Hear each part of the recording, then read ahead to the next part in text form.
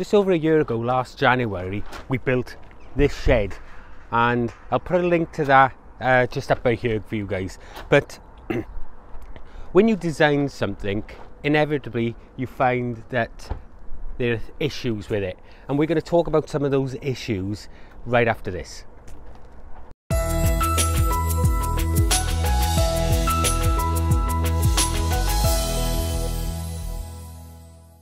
So, what are the issues with this shed? Well, firstly, obviously we used reclaimed windows and doors in here, and we got a blown pane here. We knew that from the very first episode. But the biggest issue we have is the roof on this shed. Now, originally I designed this shed so that we could also grow in it as well. But now that's come to a point where I've decided against that. And there's two reasons for it.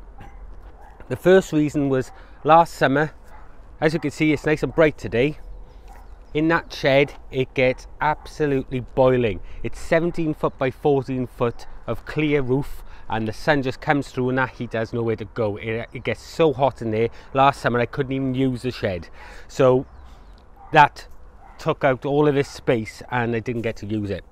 And reason number two is during the winter, that corrugated plastic we used then has lots and lots of condensation, so the heat builds up in the daytime in the shed, and then through the night the cold hits that plastic, it all condenses and it's dripping everywhere in there. And also it was running down, that condensation was then running down the roof and running down the back wall, so that back wall was absolutely soaking all of last winter. It's dried out really well now, so today we're going to start stripping this roof down and we're going to put a solid roof on there, because I've decided I'm not going to grow in here anyway, and we're going to make it a lot more watertight, no condensation, and we are going to be able to do some other tasks later on which will come in other episodes. So that's coming right up now.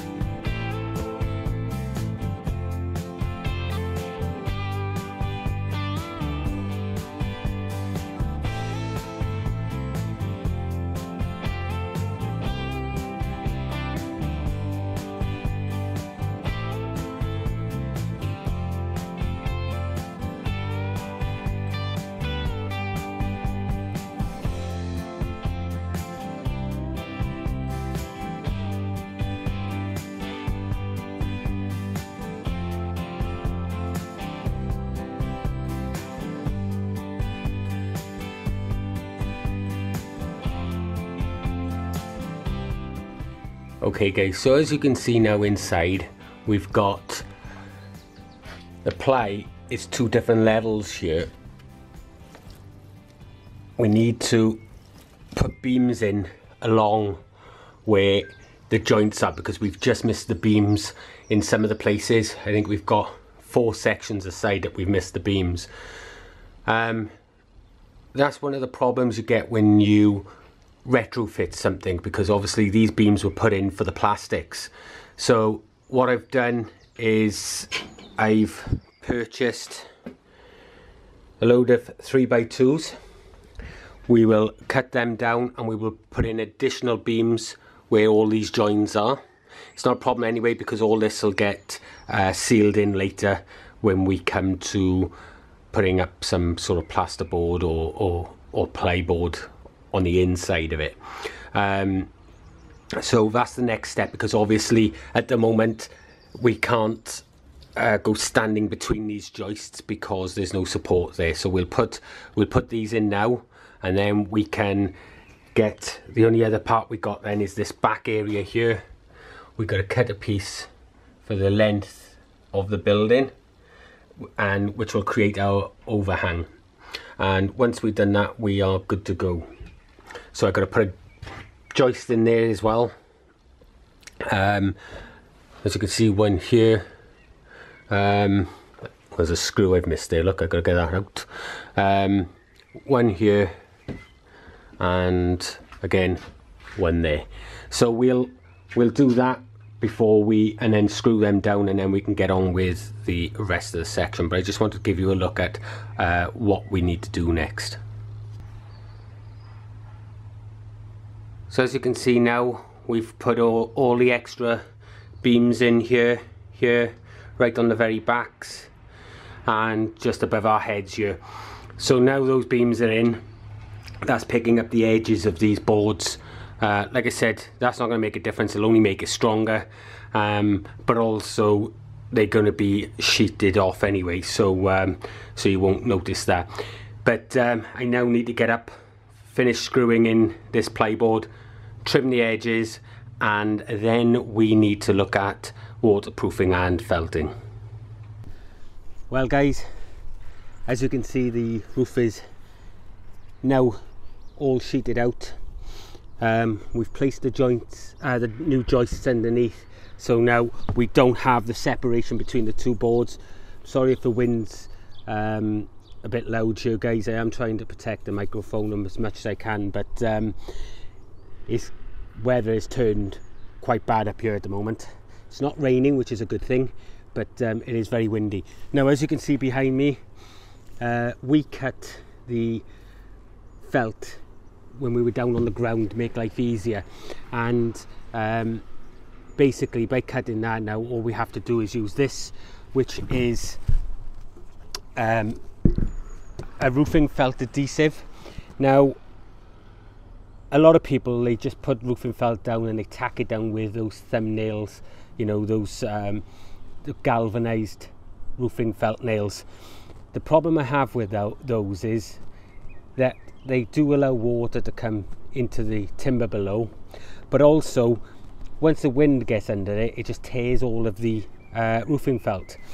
Now in an episode that I've got up here, I actually built a shed for my mother, and I re-roofed my mother's summer house, and this is how I did it. I used this, it's a bitumen product, and it's basically adheres the felt to the roof. So once that sets, there's no way of getting that off, so you know that you're not going to have a problem with water ingress.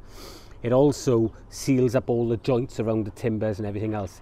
It's a mucky product. We've got 10 litres of it here, and hopefully that'll be enough. If not, I have got some older stuff which I will use. But all this a case of now is we paint this with this adhesive and roll out one of these roofing felts, and we can get this and sorted now. So I'm going to crack on with that.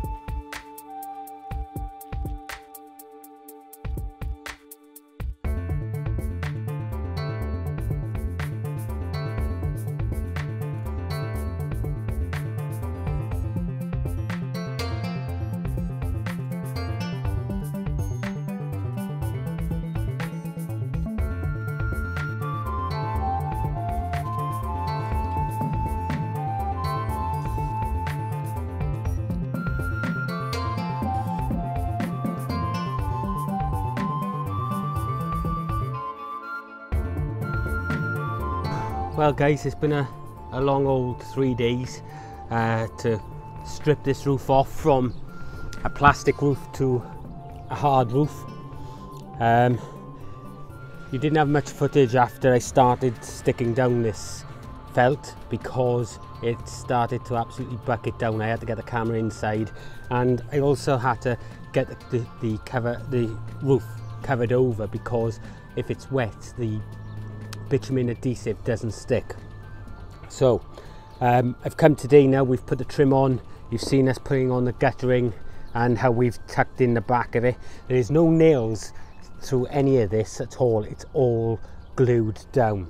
Now, last night we had a torrential downpour all night. In fact, some of the buckets we had filled with water, so it was that heavy, and we had no ingress into the building whatsoever. However, three of the seams created a little bubble just in the centre, but of course the rest of it stuck down, so I couldn't do anything about that.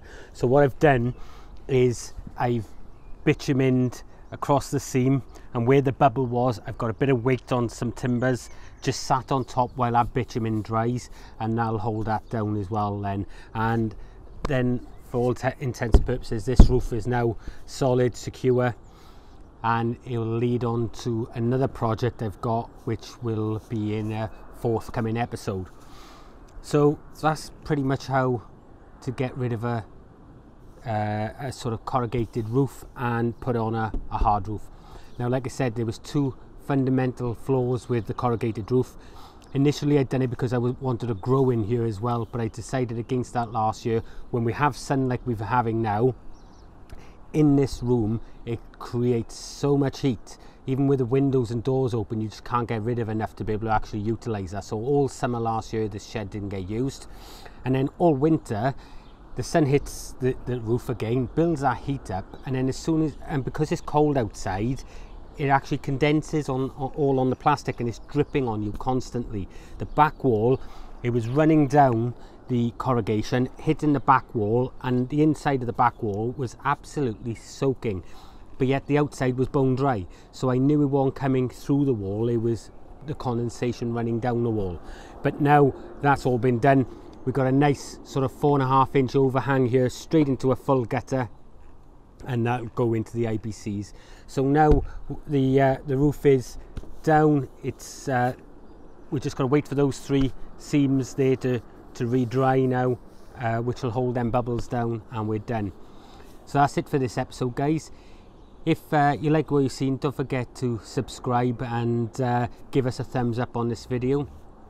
If you haven't already, get yourself across to the website. We've got lots of stuff going on there, including our new shop, and we've got tons more videos coming up for you. Don't forget, every Tuesday and Friday evening at 7 PM Greenwich Mean Time +1, and